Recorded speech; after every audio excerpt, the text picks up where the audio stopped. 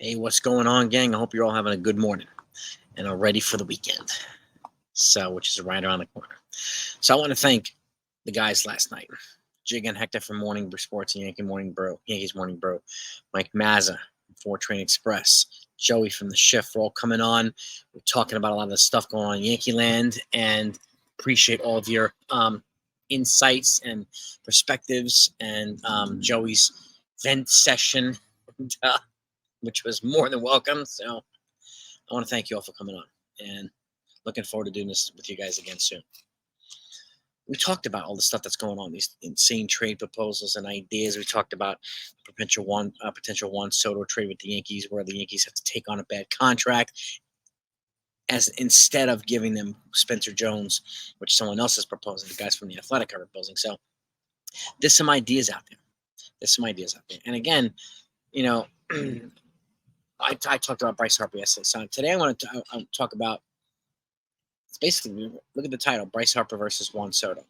Okay? I feel like this is a situation of the guy that got away, Bryce Harper, versus the guy the Yankees need to get now, Soto. Okay? And look, they both have swag. There's no doubt about it. And Bryce Harper's swag is loud, it's blatant, and it's energetic. And, I can see how it can rub some people the wrong way sometimes. I get it. But at the end of the day, if you look at how him and the rest of the team in Philly are connecting with their fans and playing with each other and on the field, like, it's nothing short of special. Like, as Yankee fans, we wish we had that type of relationship with our team. We do. We really, really. These guys love playing on the field. They hate losing. They love winning. They connect well. They're focused. They're hungry. They're doing all the things that we want the Yankees to do. Okay? And yes, they got a star-studded lineup, no doubt about it. The Yankees obviously need to do that too. But Bryce Harper, again, he wanted to come here. The Yankees didn't go for him. Said he wasn't a fit.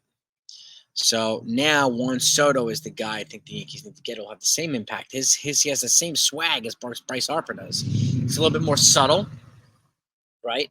But he's just as energetic, just as focused. He's an on-base percentage machine. He's a death threat from the left-handed side of the plate, just like Bryce Harper is. Murder on pitchers and as lefty bats. Okay? Put the ball in contact. They play big in the big spots. So they do all the things. They check all the boxes that the Yankees need checked. Okay? And like I just said this yesterday, Bryce Harper and Aaron Judge, excuse me, I'll drop my phone. Bryce Harper and Aaron Judge would have been murder for pitchers. Juan Soto and Aaron Judge, we murder for pitchers. That's not the only thing the Yankees need to get. But they need to get Juan Soto. They really, really do. If they want to make a huge difference in how the reporting now is saying that Howe's willing to spend, well, put your money where your mouth is, dude. Put your money where your mouth is. Enough of the cryptic talk. We're doing some things, focusing on. Nobody knows what the hell that means.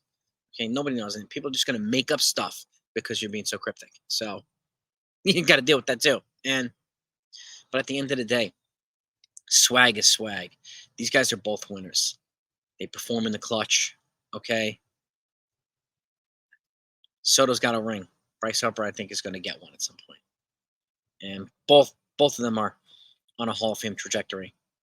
And like I said, the Yankees didn't get the Bryce Harper. They need to get the Juan Soto. Period. And let me know what you think. And the fact is too, Juan Soto will cost a bunch, but he's not going to cost the farm. Okay. And that's an important thing to realize too. If the Yankees take on a bad contract or just an extra contract, like a Jay Cronenworth we mentioned, it gives them the flexibility to not only move Torres in a trade for pitching, but also it replaces him in the infield. Okay. And for a contract that's going to be half the price of what Torres' contract is going to cost after this year. So there's some things in perspective. And again, frees up about almost $10 million a year for them to spend elsewhere. That's basically, if they somehow get a reliever that covers the reliever's contract. Okay. So it's still a net gain regardless. And again, yeah, there's been some offensive regression for Cronenworth, but there's been some defensive progression. He's gone from 983 to 992 to 997 fielding percentage over the last 3 years.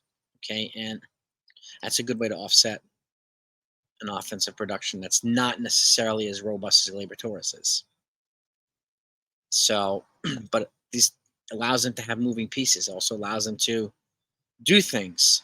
Because now if they're not trading Spencer Jones, and Spencer Jones doesn't have a spot in the outfield somehow, because if Soto's being there and Dominguez is coming back, then maybe Spencer Jones is a guy that they can develop and bring to move to first base at some point, because they're going to need a first baseman to replace Anthony Rizzo.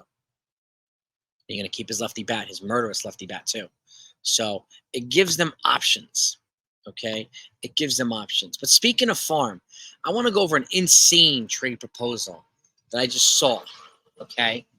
And this one, the Yankees giving up 6 prospects for guys not named Juan Soto, okay? And there's going to be more of this stuff. I'm going to talk about them every time they come out, especially if I think it's definitely talk worthy. So if you're not subscribed to the channel, please hit that subscribe button. I thank you for it. I ask you to do that.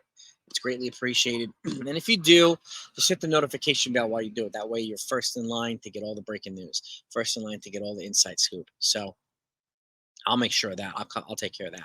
But here's a trade, okay? I'm going to pull this up, okay? This is from Fansided, okay? And I saw this morning. What's this guy's name? Adam Weinrib, okay? Of Fansided of Yankees Go Yard, all right?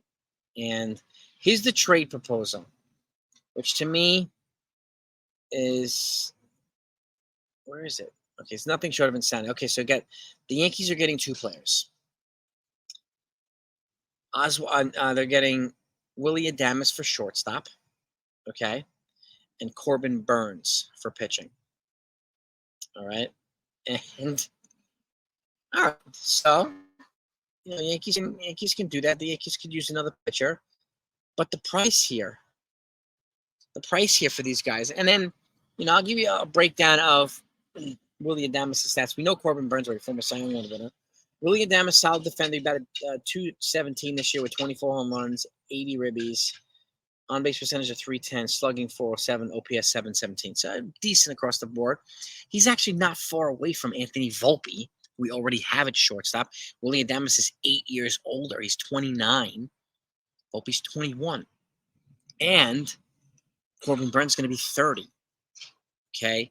The prospect package in return is going to be one of either Oswald Peraza or Everson Pereira. That's one. Okay? And then 2 of Will Warren, Chase Hampton, and Drew Thorpe. Okay? Yeah, 2 of those. Let's just say it's Warren and Thorpe. And then you got Kiner Delgado for shortstop, Roderick Arias, and another pitching prospect. So that's the type of return that's being expected for this particular package. For a starter, it's going to be 30, and it's probably going to run $30 million a year. He's going to transition from the National League to the American League. There's no guarantee it's going to be successful. And Willy Adames, I understand he's worshipped Derek Jeter and blah, blah, blah. He's a big fan. Okay, cool. That's awesome. But we have a guy here named Anthony Volpe that we can build around, okay? And why would we make this type of trade and give up so much capital when the Yankees could just go after Yamamoto in free agency from Japan, okay, and make a trade and get an infielder, okay, while getting Juan Soto or something to that regard? This trade to me spoke of insanity. And I want to know what you think. That's a lot to give up for Willy Adames, a 29-year-old shortstop and a 30-year-old starting pitcher. Really, really, that's a boatload to give up. And so that's a hard pass for me. I'd rather go, again, Yamamoto's 5 years younger, coming from Japan. It's going to cost less than Corbin Burnes would for an extension. And I understand Corbin Burnes is a former Cy Young Award winner. And really tested and blah. I get that. Okay, but the second half of the trade is not even necessary. Why would they trade for Willy Adames? For what reason? You know what I mean? So I found that part to be a little bit confusing. And once I read that and how much the Yankees were expected to give up by in this proposal, it was a hard pass for me. Really hard pass for me. So let me know what you think of that. Okay? And I'm going to talk to the boys. I've got some other guys coming on, Tats and from Pinstripe Chronicles and some other folks. We're going to live stream again and talk about some things. And You know, this is the type of stuff that's frustrates Yankee fans because of sometimes we're either frustrated with the lack of activity from Hal, the lack of transparency from them, or the insane trade proposals proposed by other teams or Yankees writers, where the Yankees have to give up so much more than any other team does for these types of trades. Why in the world is that? And again, why would the Yankees do this? And they can get the same type of value or better in free agency internationally as well. So what's the point? So there's my spiel on Soto versus Bryce Harper.